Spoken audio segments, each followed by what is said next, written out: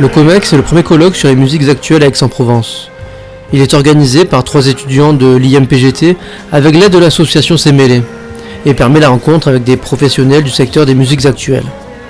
La première édition du COMEX s'est articulée autour de plusieurs conférences et tables rondes avec pour thème la mutation des équipements de SMAC, comprenait scènes de musiques actuelles et pour ainsi dire, les collectivités territoriales se donnent les moyens pour dynamiser tout cela. Aujourd'hui, il y a un plan régional avec un budget de 3 millions d'euros, avec une augmentation, avec des conventions qui vont être signées. Donc tout ça, on peut considérer que c'est quand même des modes d'outils pérennes, entre guillemets. C'est-à-dire qu'on a essayé d'écrire et de structurer, de conventionner un secteur. Les musiques actuelles forment un ensemble bien souvent fragile. En effet, l'économie est bancale, avec tous ces téléchargements illégaux. Il y a une forte concentration des grosses boîtes de production, un manque de reconnaissance, la précarité dans les métiers de création et production. Et pour cela, le Conseil régional a établi un plan en 5 grands axes. On a abordé l'ensemble des métiers, à savoir la question de la diffusion. Voilà, comment on réinterroge les lieux conventionnés, non conventionnés et la dimension des festivals. La question de la production, j'en ai parlé, comment on défend mieux la production et notamment la création artistique et le rôle de la filière indépendante en région.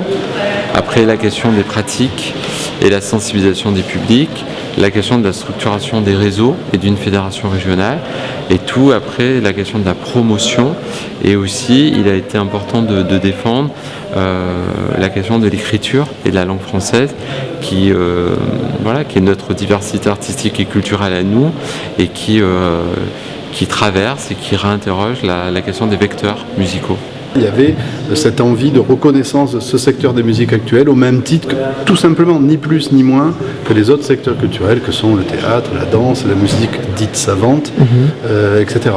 On ne comprenait pas pourquoi ces artistes-là étaient sur la touche ou jetés en pâture à je ne sais quel secteur exploitant.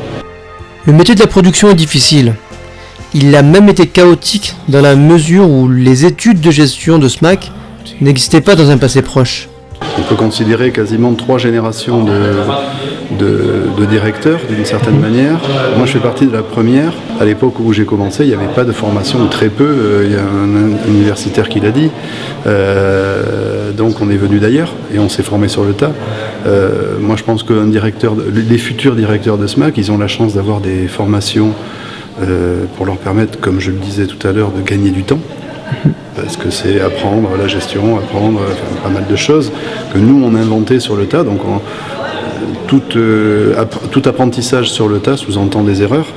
Si déjà ils peuvent éviter de les faire, ça sera déjà une bonne chose. Le métier est difficile aussi quand on voit le rapport salaire-temps de travail. On respecte tout à fait le droit du travail, donc les temps de travail, etc. Mais les salaires versés, on est au plancher. Mais par exemple, quand tu fais de l'accompagnement, il y a tout un travail de remise à jour permanente, de discussion avec des musiciens. Ça, c'est pas comptabilisé et c'est pas comptabilisable.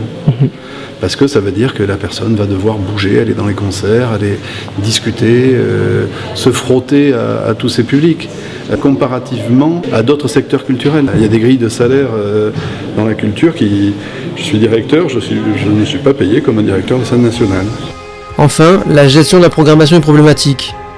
Les musiques actuelles regroupent un vrai éclectisme de styles, allant de la pop rock au jazz, en passant par le rap ou encore l'électro. Comment décider de diffuser un rap aux paroles un petit peu trop extrémistes, ou encore un groupe de pseudo-rock pour adolescentes prépubères? Dans chaque SMAC et dans chaque projet culturel et artistique, je veux dire, on a la liberté de programmation. C'est une liberté, moi je trouve que c'est vraiment important, on y tient et d'une certaine manière, on la met en pratique.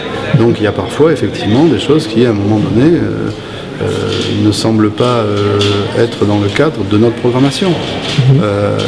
Nous au Krakatoa, on essaye au maximum, alors c'est peut-être pompeux, c'est peut-être orgueilleux, on essaie de prendre ce on estime être le dessus du panier de chacune des tribus qui constituent les musiques actuelles. Alors c'est très subjectif, mais c'est ce qu'on essaye de faire. Alors effectivement, il y a des choses qui ne nous intéressent pas et qu'on ne prend pas.